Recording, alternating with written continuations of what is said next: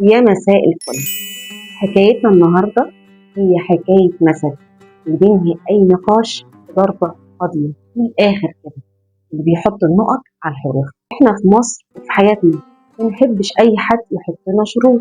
الكرامة عندنا فوق كل اعتبار، ولما نحس إن الشخص بقى عبء علينا أو في حد يهدد كل شوية إن هو راح هيمشي هيسيبنا ويمشي علشان بس يلوي الدراع، هنا بقى بنقول الجملة الشهيرة أو المثل المعروف بتاعنا: وهاتوا كوباية الشاي وتعالوا نعرف إيه حكاية مثلنا النهاردة اللي بيقول الباب يفوت جمل.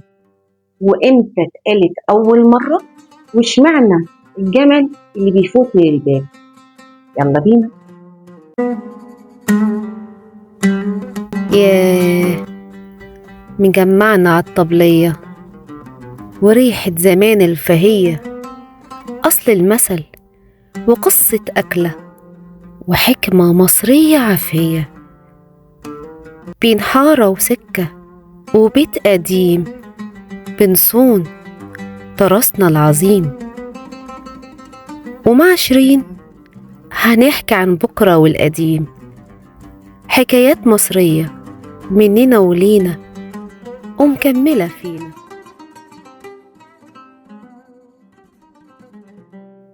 حكايتنا النهاردة ليها أكتر من منظور أو فلسفة، وتعالوا نبدأ بالفلسفة المعمارية. زمان كانت أبواب البيوت والوكالات، وكالة الغورية مثلا، كانت الأبواب بتتعمل بتصميم ضخم جدا ولازم تكون مرتفعة جدا.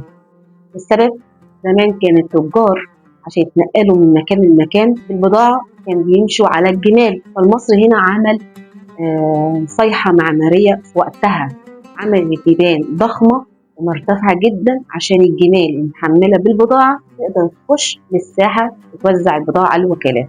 فبالتالي الباب بقى واسع جدا لدرجة الجمال بتخش. هنا بقى هنتكلم عن منظور عزة النفس، والمثل ده ما يتقالش بس للشخص اللي عايز يمشي، ده بيتقال كمان للشخص اللي فاكر نفسه عزيز وغالي، وفاكر لو هو مشي أو غاب الدنيا هتخرب. فنرد عليه ونقول له: يا سيدي، الباب مش بس هيعديك انت، ده هيعدي جمل كمان، يعني طريقك اخطر. وتعالوا بقى نتكلم عن منظور البعد الديني، علشان بعض المؤرخين يشوفوا ان المثل الشعبي ده ليه اصل ومستوحي من آية قرآنية، هي الآية الكريمة من سورة الأعراف، آية 40، اللي بتقول: بسم الله الرحمن الرحيم حتى يلج الجمل في سم الخياط.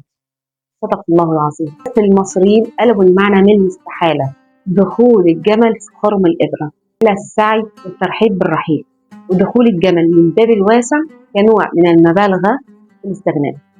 وعلى فكرة المثل ده سلاح ذو حدين، يعني يتقال في لحظات الغضب، ويتقال كمان في لحظات عزة النفس والثقة في النفس، وبالأخص لما يترفض الابتزاز العاطفي، ويتقال كمان بضحكة سخرية عشان ننهي أي دراما بعد كده.